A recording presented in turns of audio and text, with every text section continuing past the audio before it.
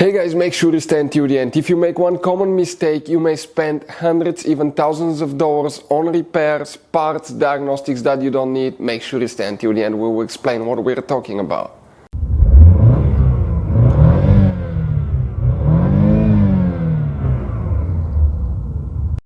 Hey guys, welcome back to Electrical Car Repair Live. Thank you guys for watching and subscribing to the channel. Today will be super helpful video to any of you guys having a Chevy Silverado D generation here from year 2006 to year 2013. If you have one of those and you have a problem where the truck does not start, does not crank, stay with us. We'll explain which fuses you need to check. First guys, there will be multiple fuses, more than 12 of them that you need to check, and one of them is super hidden that most people don't even know that it exists. We'll talk about that.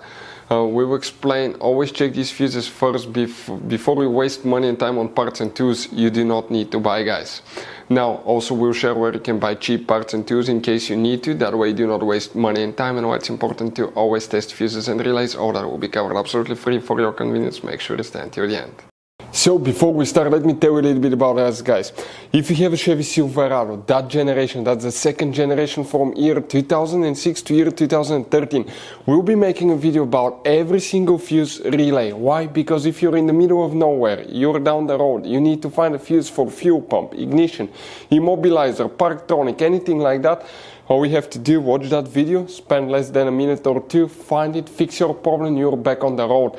Because most people will lose their manuals, or it will not be clearly specified in the manuals. Some fuses have multiple functions. So we'll be having more than probably 150 to 200 free repair videos on that. We guys make video constantly here at the garage. We take things apart, engines, transmissions, bodywork, a little bit of everything. And we have more than 12,000 free repair videos on our channel that can save you thousands of dollars in future repairs. Please check it out. In addition, guys, if you need to buy any parts, tools, special fuses, anything like that at a really good price, quick shipping, that way you do not waste your money and time, we'll share the links in the description of the video below. So let's start on it now. So if you have a Chevy Silverado that does not crank, does not start, what you need to check, we'll demonstrate on that generation Chevy Silverado right here, guys. We have multiple fuses and relays that we need to check. The first place that we need to go is open the driver door. Once you do that, on the side of the dash you have a cover. Open that cover, and right underneath it, guys, you will find the interior fuse box with a layout that will look just like this one right here. Before we continue, let's explain quickly why it's always a good idea to test fuses and relays. It is, guys, very important to test fuses and relays. On those fuses you cannot clearly see if they're burnt or not, especially you can see in the J-case fuses as well. And if you guys assume, okay, let's say you remove a fuse, you look at it and you assume, guys, that it's actually a good fuse, but it's actually a bad fuse, sometimes you cannot clearly see that. What can easily happen, guys, at that point, you can put the bad fuse in and you start replacing parts and tools that you don't need to, so you lose your time, you lose your money to fix a problem that doesn't exist, when all we had to do is test the fuse and replace it. We'll put a link to a special video that will teach you how to test fuses, how to check relays very easily as well, guys. So check it out, it will be in the description of the video below. Here, guys, we need to check just one fuse, then we need to go to the main engine fuse box and we need to check multiple fuses.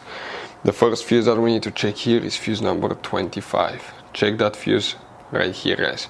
Next, we need to open the hood. Once you open the hood, on the right side under this cover you have a fuse box. Open it and you'll find the main engine fuse box with a layout that will look just like this one here. Now here we need to check multiple fuses. Some of those fuses are fuse number 4, fuse number 5, right next to it you need to check. Then you need to check, guys, fuse number 8 right here. You need to check fuse number 12, which will be that one here. Fuse number 13 will need to be checked. Then you need to check fuse number 18 right next to it. You need to check fuse number 20. You may or may not have this one right here. Then you need to check fuse number 21 right here. Very important fuse. Next, you need to check fuse number 24, that 20 amp fuse here. You need to check fuse number 35, so 35 is that little bitty 2 amp fuse here, next to the relay. You need to check also fuse number 43, that fuse here. You need to, in addition, check guys, multiple relays. We're talking about that starter relay here. This is the powertrain relay right here. You will need to always check fuel pump relay, you may or may not have depending on the model, and that's the ram and crank relay here as well. Now, there is a hidden fuse under the hood, and you need to look here on the firewall.